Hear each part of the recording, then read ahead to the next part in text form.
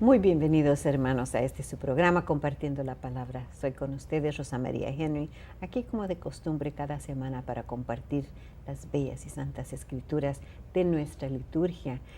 Seguimos en el ciclo A y celebramos esta semana el 22º del tiempo ordinario.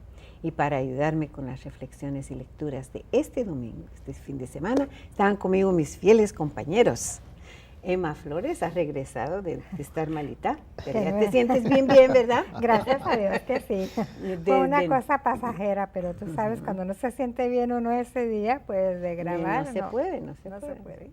Pero y Nuestra Señora de las Victorias todavía está en pie, ¿verdad? ¿Todo bien? Estamos en pie y con cambios, con los nuevos sacerdotes, el Padre ¡Qué Ávila alegría, y el qué Padre alegría! Jesús del Ángel. Y pues son cambios bienvenidos, pero de todas maneras tenemos que tener diferente trabajo y estar al tanto de todo lo que está pasando. Sí. Pero contentos porque son cambios que sí se necesitaban. Por supuesto. Ya, renovar un poco la parroquia. Sí, echamos de menos a Monseñor Morton, sí, por supuesto, que fue una gran persona, un gran párroco de varias parroquias aquí y está en el cielo con nuestro Señor, ¿verdad? Sí, pero y gracias a Dios que tienen dos sacerdotes. Está muy contento porque no tiene no tiene la responsabilidad. Está supervisando desde el cielo. Está rezando por todos ustedes.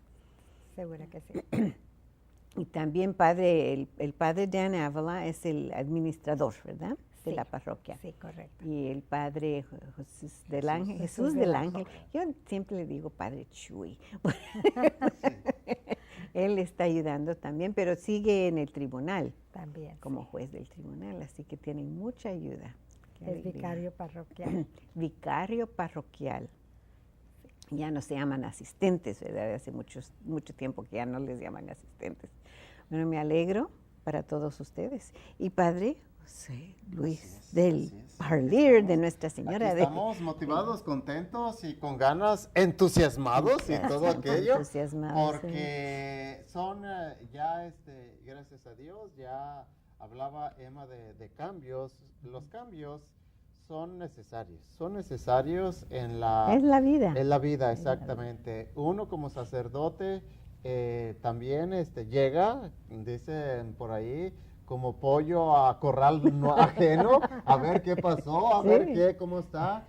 Y los cambios, obviamente, a veces, claro, tiene que haber un proceso con su debida precaución, por supuesto, porque no va a llegar uno y luego, quítenme esto, lo otro, sino que ser muy cuidadosos. Evaluar, ¿verdad? Evaluar exactamente, pero siempre cuando llega un sacerdote nuevo a una parroquia, pues la gente siempre está ahí, ¿cómo lo va a hacer? ¿Y cómo va a querer? Y siempre le preguntan a uno, es que el otro padre a los ¿usted cómo lo? Es que el otro. O sea, pero con paciencia, ¿verdad? Los cambios son providenciales. Uno los debe de asimilar, la gente los debe de aceptar también como parte de una renovación, de una reestructuración, porque lo más triste es caer en la monotonía y en la rutina de una parroquia. Es un reto, ¿verdad? Es una oportunidad para evaluarnos y ver dónde está la dirección, qué dirección tiene nuestra parroquia, nuestra comunidad de fe, y posiblemente hacer unos cambios, ¿verdad? Todo con paciencia, ¿verdad? Y no alertarse uno tanto, ¿verdad? Porque todo se arregla. Pero empezamos simplemente con el Papa, cuando sube un Papa o deja como ha pasado, ¿verdad? Este es el Papa San Juan Pablo, y luego vino lo siguieron otros dos papas, y ninguno tiene la misma visión de la iglesia. Las personas son diferentes, y luego cada uno ve la necesidad de una forma diferente. Unos ven unas necesidades y otros ven otras, y eso es lo que nos ayuda a ir siguiendo en la iglesia. No estamos, como decimos, como agua estancada, estamos en movimiento. Porque somos gente viviente. Es lo maravilloso que tiene inclusive pues la palabra de Dios. Que todos sacerdotes hablamos de la misma palabra, nadie habla de algo diferente, sino que la forma en cómo lo expresa, lo transmite, ahora sí es lo que hace la novedad. Y en la parroquia, cuando llega un sacerdote, pues va a ser, tal vez va a hacer lo mismo, pero de otra manera. Pero de otra manera. Solo de otro punto de vista, ¿verdad? Pero todos tenemos la misma meta. De conocer a nuestro Señor, de estar más cerca a nuestro Señor, de celebrar la Eucaristía, de estar en comunidad de fe con todos nuestros hermanos y construir la iglesia. Porque exactamente, inclusive a través de la historia de la iglesia, pues nos hemos dado cuenta los grandes cambios que ha habido y que son necesarios. No porque los otros no hayan servido, sino porque, como dicen, tiempos nuevos, sí, o problemas nuevos, resoluciones nuevas. O sea, así tiene que ir en la vida.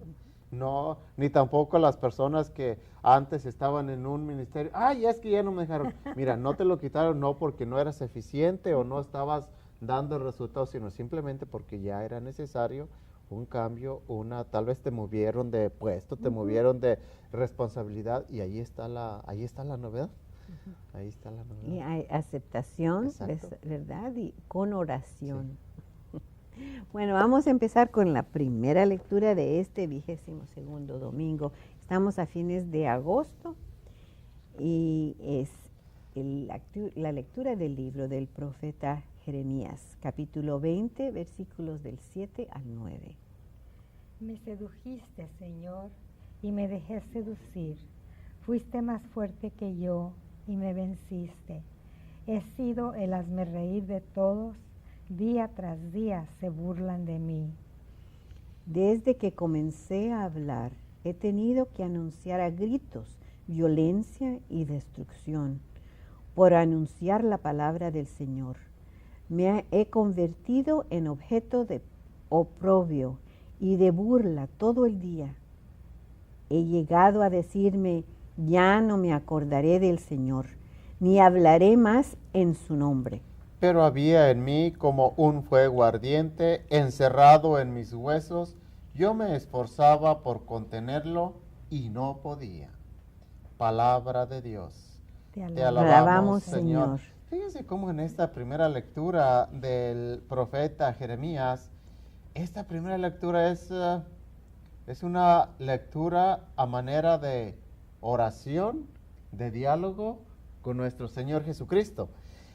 Como una evaluación el profeta Jeremías está haciendo como una evaluación de su ministerio profético, pero también en su evaluación mete palabras de agradecimiento, pero también a veces como palabras de decir, como bajita la mano, diciendo, Señor, pero mira, como que me has hecho violencia porque me sedujiste, Señor, todo aquello. Entonces es una oración muy, muy profunda, que yo creo que todos hemos tenido la experiencia cuando nos ponemos o nos debemos de poner en oración con Dios. Una oración con Dios tiene que ser un diálogo, ahora sí, compartido, es decir, uno que habla, Dios que escucha y luego posteriormente Dios que responde, porque siempre no va a haber un diálogo o una comunicación nada más entre dos personas y uno es el que está hablando, porque pues entonces ya no es... Es conversación. Exactamente. No es monólogo, ¿verdad? Es conversación. Sí. Entonces hoy el profeta Jeremías habla, se expresa y él abiertamente, sin ocultar nada, le manifiesta al Señor lo que él siente en ese momento. Es una oración de queja, podemos decir, ¿verdad? Cuando nos quejamos de, Señor, pero si yo dejé todo por ti, Señor, pero si yo hice esto, Señor, ¿por qué no están saliendo las cosas como yo quiero muchas veces, verdad? O como yo esperaba que salieran, ¿qué es lo que pasa? Es una queja. Es que en la oración, por eso, o sea, los pasos de la oración es, primero, de agradecimiento, de bendición, y luego pues agárrate, Señor, porque ahora sí va lo mío, ahora sí va lo que, sí, porque la oración de agradecimiento pues es obviamente una oración, agradecerle a Dios por lo que está uno viviendo, le ha dado. O inclusive oración de perdón también puede meterse, llevar uno ese esquema de perdón, el otro, y luego, ahora sí, Señor, te voy a expresar todo lo que yo siento, todo lo que yo he venido experimentando, qué sé yo, si es oración por un ministerio, o o de la vida, o en el matrimonio. Ahora sí, Señor, mira, ahora sí me desahogo de todo lo que yo he sentido en este tiempo. Y qué bueno que el profeta, Dios da la oportunidad, obviamente, de que uno se exprese a cómo uno se siente. Porque Dios no se cierra ante, obviamente, Dios tiene esa apertura para escuchar nuestros sentimientos. Y hay que ver también la condición en que se encontraba el profeta, desolado, desanimado, triste, y nosotros somos igual que él también. Nosotros cuando nos sentimos que no estamos, hay épocas en nuestras vidas en que así nos sentimos, ¿verdad? Y hay épocas en que estamos muy alegres. Por supuesto que nuestras oraciones son diferentes. Como dice usted, Padre, expresamos nuestros sentimientos que tenemos en ciertas circunstancias, en ciertas etapas de nuestra vida. Llega a cierto punto, Jeremías, que dice, pensaba darte la espalda, ¿verdad? Pero, como dice las últimas frases, ¿verdad? Conmigo fue fuego ardiente encerrado en mis huesos. Sí. Porque te conozco, ¿verdad? Bueno, hay que tener en cuenta que uno dice, es que era un profeta, pero era una persona humana. Sí, era de hueso y carne. Exactamente, tenía sentimientos, lo expresa, sus momentos de alegría como profeta, pero también tuvieron sus momentos de desesperación cuando el pueblo testarudo, como decía, sí, no le hacía caso al mensaje que ellos... El papel del profeta, acuérdense que es mensajero de Dios.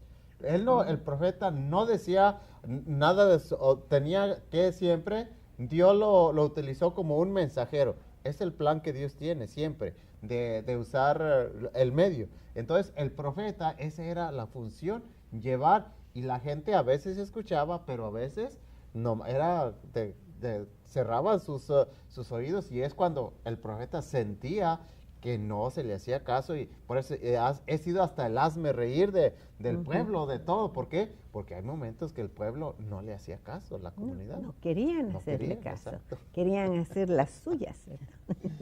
Vamos a tomar una breve pausa y regresamos con el Evangelio. KNXT thanks all its loyal viewers and respected businesses who have supported your Catholic television station. Now you can support KNXT with program underwriting by having your name, your company's name, or organization associated with your favorite program. Detailed information about you or your company will appear before and after each program or day part you select. Keep the quality and spiritual message alive and make a difference. Call 559-488-7440 today or go online at knxt.tv to find out more about program underwriting on KNXT. Ya regresamos, queridos hermanos. Esperamos que sigan con nosotros la lectura del Santo Evangelio de este 22º domingo del tiempo ordinario, que es el Evangelio según San Mateo, capítulo 16, versículos del 21 al 27. En aquel tiempo comenzó Jesús a anunciar a sus discípulos que tenía que ir a Jerusalén para padecer allí mucho de parte de los ancianos, de los sumos sacerdotes y de los escribas, que tenía que ser condenado a muerte y resucitar al tercer día. Pedro se lo llevó aparte y trató de disuadirlo, diciéndole, no lo permita Dios, Señor, eso no te puede suceder a ti. Pero Jesús se volvió a Pedro y le dijo, apártate de mí, Satanás, y no intentes hacerme tropezar en mi camino, porque tu modo de pensar no es el de Dios, sino el de los hombres. Luego Jesús dijo a sus discípulos, el que quiera venir conmigo, que renuncie a sí mismo, que tome su cruz y me siga. Pues el que quiera salvar su vida la perderá, pero el que pierda su vida por mí, la encontrará. ¿De qué le sirve a uno ganar el mundo entero si pierde su vida? ¿Y qué podrá dar uno a cambio para recobrarla? Porque el Hijo del Hombre ha de venir rodeado de la gloria de su Padre, en compañía de sus ángeles, y entonces le dará a cada uno lo que merecen sus obras. Palabra del Señor. Gloria a ti, Señor Jesús. En este Evangelio de Mateo, nuestro Señor habla, primero les anunció a los apóstoles lo que le esperaba en Jerusalén. El sufrimiento, la cruz, la pasión, pero en pocas palabras les narra todo lo que desde el sufrimiento, pasión, pero la resurrección, en muy poquitas palabras, narra ese acontecimiento. Y desenfoca o aterriza diciendo que se le tiene que seguir a él a través de un renunciamiento. Pedro inmediatamente trata de, como dice el Evangelio, trata de disuadirlo, es decir, de quitarle esa idea, ese pensamiento de decir, Señor, pero mira, si ya sabes lo que te espera en Jerusalén, pues no vayas, para mejor,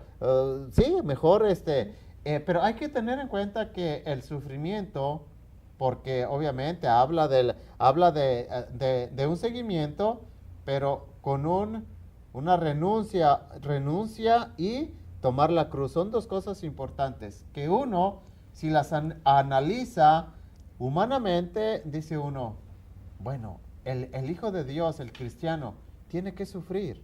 El Hijo de Dios tiene que padecer. El Hijo de Dios tiene que cargar con una cruz. O sea, ¿en qué consiste pues la felicidad de ser hijo de Dios? Y ahí está lo importante, que no es un sufrimiento, no es una negación a cosas que renuncie a uno a cosas porque sean malas. Tal vez uno va a renunciar a cosas buenas, pero no de una manera, no haciendo esas cosas diciendo, es que eso es malo, estoy renunciando a eso porque yo quiero seguir a Dios, renuncio a aquello porque eso es malo. No, y ahí está la importancia y la novedad de lo que nuestro Señor vino a darle el sentido tanto al sufrimiento, a su seguimiento, como a cargar la cruz de cada día. Es lo que a veces todavía actualmente muchas personas no entienden lo que significa renuncia, seguir a Cristo y sobre todo cargar la cruz de cada día. Porque con la muerte y la pasión de nuestro Señor Jesucristo viene a darle un sentido totalmente diferente a lo que nosotros, o a lo que se tenía de lo que el sufrimiento era como un castigo de Dios. Va en esa línea de decir, es que tú estás sufriendo, Dios te está castigando, algo hiciste, por algo te está pasando eso, pero no. Hay que tener en cuenta que con el sufrimiento, con la pasión de Cristo, nuestro Señor viene a darle un sentido trascendental al sufrimiento. ¿Por qué? Porque a través del sufrimiento se puede llegar a disfrutar de la vida eterna. Esa es la gran novedad.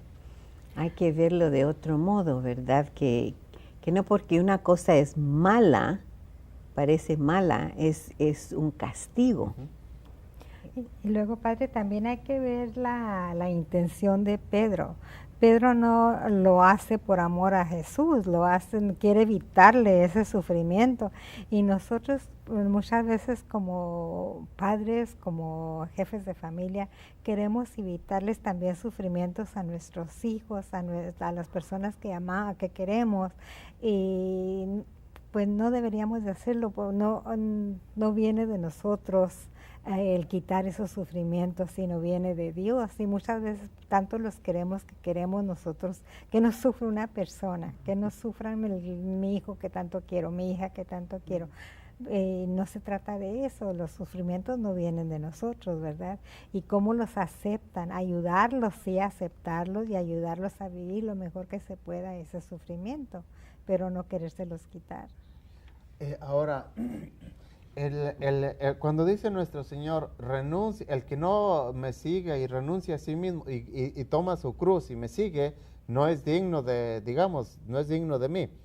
Esto a veces uno puede decir, bueno, ¿cómo nuestro Señor nos pide que lo sigamos, que renunciemos y que lo sigamos? Y si no renunciamos a ciertas cosas, pues no somos dignos de su palabra.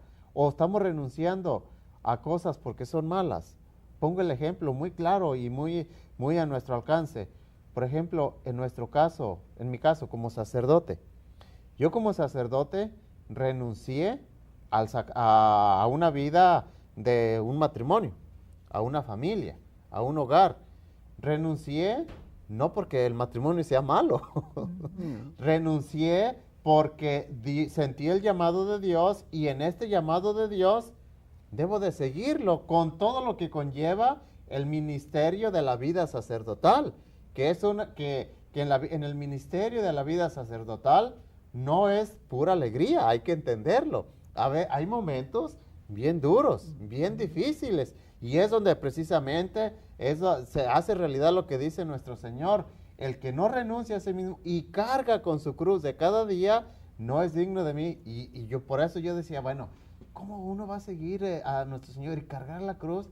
Y digo, ahora que estoy en el ministerio, digo, con razón, Señor, tú dices que lo tiene uno que renunciar a ciertas cosas, y en el estado de vida que uno escogió, ahí va uno a cargar con su cruz, y vaya que sí, que sí carga, porque el ministerio, como el matrimonio, o sea, todo conlleva. Todo tiene su cruz. Exactamente. Entonces, ahí es lo que sí debemos de entender, que en el estado de vida que escojamos, hay que seguir a nuestro Señor con todo lo que conlleva el estado de vida. El matrimonio tiene que el esposo o la esposa tiene que darle continuidad en las alegrías, pero también en las tristezas, en el sufrimiento, en todo.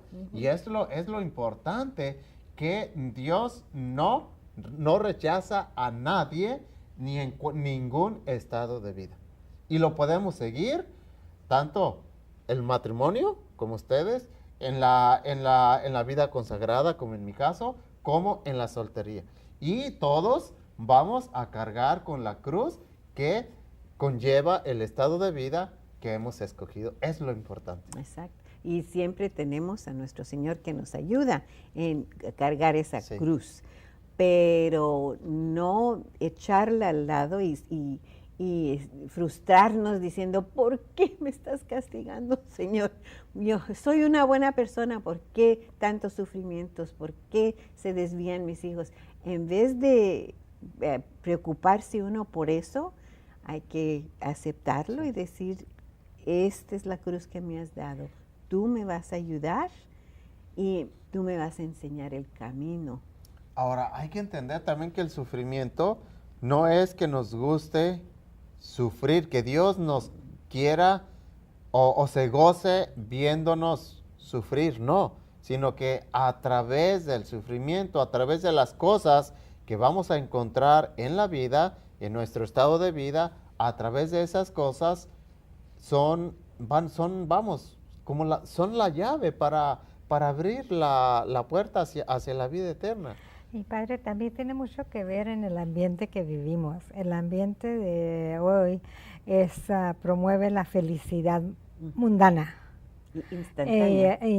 La gratificación, la felicidad, si todo viene hasta en los anuncios comerciales, vas a ser feliz si comes esto, si cualquier cosa, ¿verdad? En lugar de ponernos a pensar en la vida eterna, en el reino de Dios, en qué es lo que debemos de hacer, como dice usted, para abrir la puerta del cielo. Y si tenemos nuestros ojos puestos en una felicidad humana, no podemos muchas veces cargar con esa cruz y la hacemos mejor a un lado. Es que es donde viene el divorcio entre lo que el mundo nos está ofreciendo y lo que Dios también nos está invitando. Son dos cosas totalmente diferentes.